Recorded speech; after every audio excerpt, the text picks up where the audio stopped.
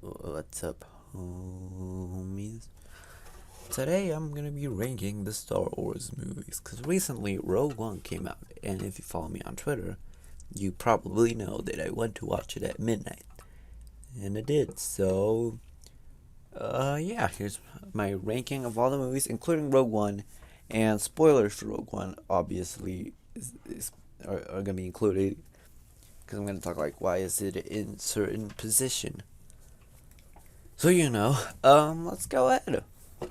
Starting up at number 8, I was almost gonna say 7, is Episode 2, Attack of the Clones. The reason why I didn't like it felt kind of rapey. It was like, oh my god, is he gonna rape Padme? It was so awkward, and it was kind of awkward just watching that the entire time. It had a good fight scene at the end, like with all the Jedi, but it just didn't really stood out like the other battles, and it really didn't work. I kind of did. I don't enjoy really watching that movie. I'm like, fast forward. That's the movie in Star Wars that I'm not like, I have to watch this. And like, I could skip it because it's my least favorite. Number 6. And number 6 is Episode 1, The Phantom Menace, because, it was the first Star Wars movie that I saw. Kind of prefer it a little bit more than the Clone Wars, or Attack of the Clones, sorry.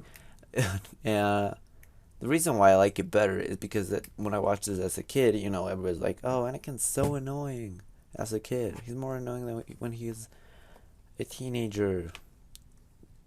I didn't. Well, I found it actually. And it's gonna sound dumb, but I found it really about oh, that's a kid. He can do some good. Well, I guess. I guess that's why. Yeah. What I didn't like at all was Jar Jar. I'm not defending Jar Jar. He was probably the worst character ever.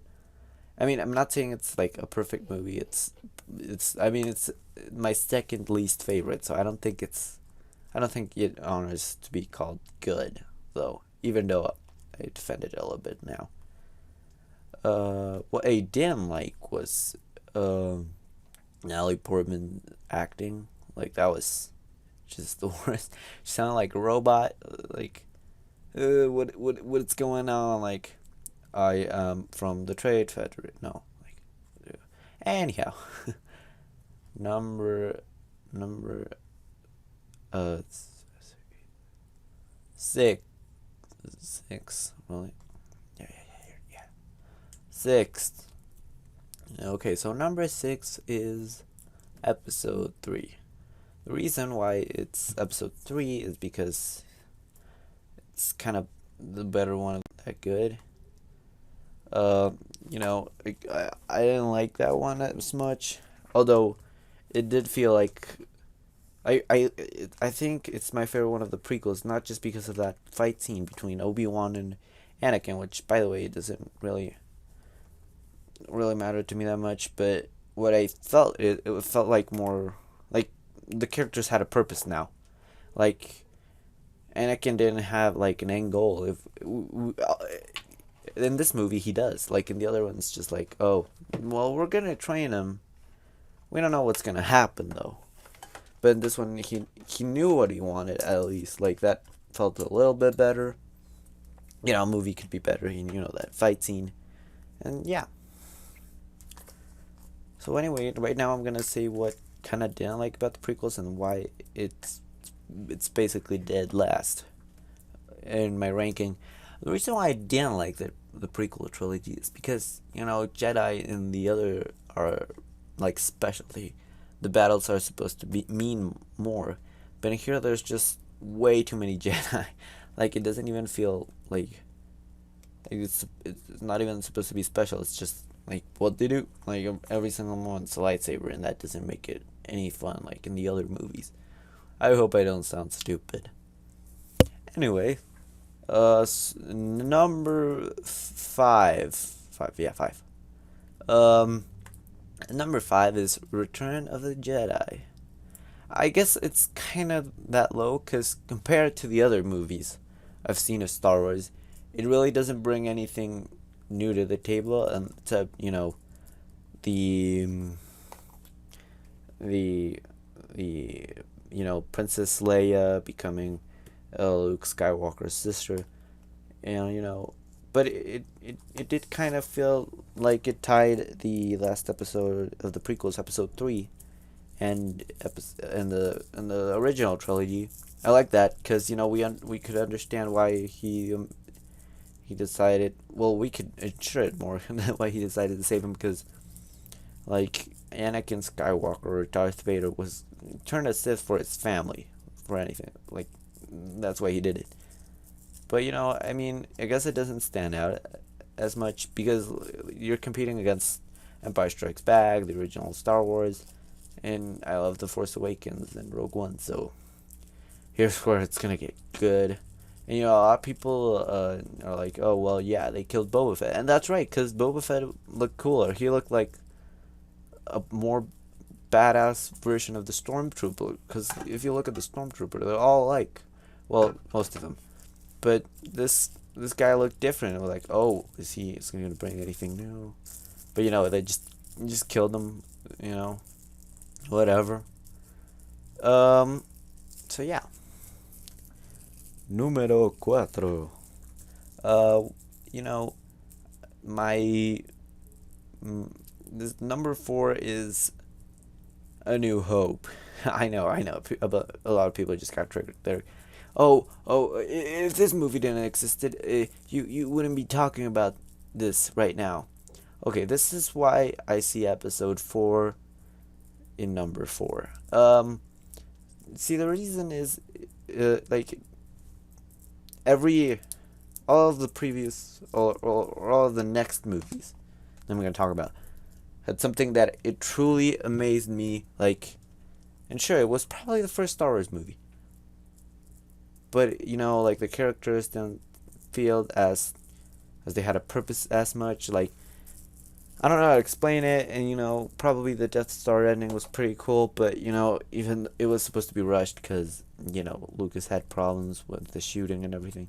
I like the ending, don't get me wrong, but, it was a nice start. I'm not saying it's bad, I just say I like the other ones better, because of reasons that I'm going to tell you in just a second.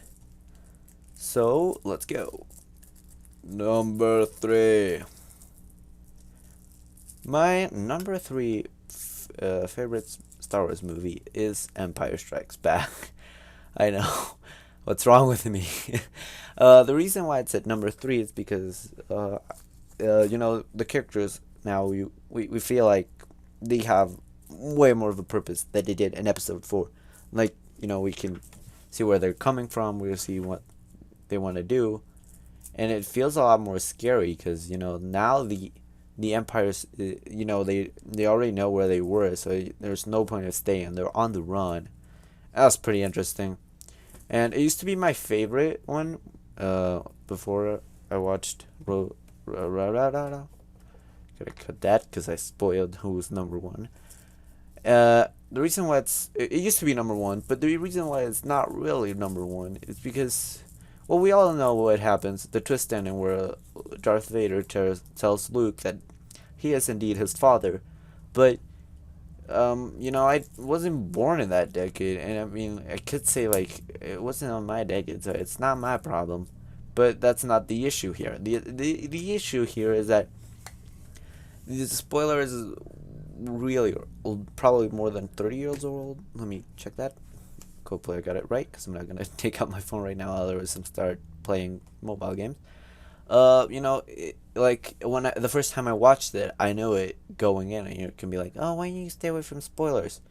Well, it's kind of hard staying away from a really old spoiler. Just saying. Number 2. Okay, so number 2, a lot of people are gonna get angry, is The Force Awakens. Why did I like that movie so much? Well, first, it was the first Star Wars movie I saw on theaters. And I really like the characters, even though a lot of people are like, oh, it's basically A New Hope. And yeah, it has similarities, but it felt like really different from other Star Wars movies. Like, for example, Kylo Ren. Everybody's like, oh, he's just like a teenage guy who's just just wants to emo kid. And yeah, you know, he has his temper tantrums, but he's interesting because most of the Sith Lords or dark people, that sounds wrong. Dark people are mostly like Jedi have to train, for example, all their lives to not fall into this dark side. But in Kylo Ren's uh Kylo Ren's case, he kind of has the opposite. I mean, he has to get out his grandpa's helmet and be like, show me the dark side, because you know he's afraid, and he knows that if he isn't evil, you know, Snoke's just gonna replace him. He's got nowhere to go. He kind of killed his dad, so that's the thing. Also, you might be like, oh well, you're like, well, the Empire Strikes Back twist was way bigger than this twist ending in the Force Awakens. Yeah, and yeah, I guess, but you know, Han Solo's death hit me hard. Like, even though I didn't grow up with the characters technically, because you know the first one I watched was the prequels, it felt like it was a bigger shock. You know, because previous movies like the prequels don't have like a twist ending that really shocked anyone, and the original trilogy's shock was, you know, Darth Vader and everything. But you know, I already knew that going in the first time I watched it. Well, except the prequels, I had to figure that one the hard way. But in this case, I had no idea what was probably gonna happen, and you know that was nice to see. Number one, it's Rogue One, and you can all be hating like, well, it the Jedi, there was no fights, and that was the point. Like, don't show the Jedi because it's supposed to be that. Like, death is a presence in the air at every time in the movie. Like, every character is expandable. Like, no one knows. Like, truly, like, is he gonna survive? Why would they create characters if they're just gonna kill him? You know, there's that thing, and you know, you can be like, oh well, it foreshadows a lot the original trilogy. Well, so did the prequels, but the prequels was a constant reminder, and it felt like, oh, you know, remember the thing Luke grabbed in episode 2 in his hand, he held for a little bit. Well, you know, we're gonna tell you the story of how that little item got to his hands, and in this case, it didn't. I mean, even though it's the story how they got the Death Star plans, you know. And a lot of people are like, oh, K2 is basically C3PO, and no, he's not, because most protocol droids are, well, except R2D2, are like, well, you know, we shouldn't do that, you know, 70% probability. But, and sure, K2 is like that a little bit, but he doesn't have that fear of death. He knows it's gonna happen. He doesn't feel like, well, death, oh my god, no. He's like, we're all gonna die anyways. I like the characters, like, for example, a blind guy. You know, he was funny. There's this scene where they put, like, they cover up everybody's eyes, and he's like, I'm blind, for God's sakes. You know, that was pretty funny. Yeah, hopefully you like this little podcast. I was originally gonna like put some little graphics on it, but you know, I have zero time to edit it because it was a late night. Like, I'm gonna do a 8 Star Wars movie ranked, but yeah, um, I didn't. I did.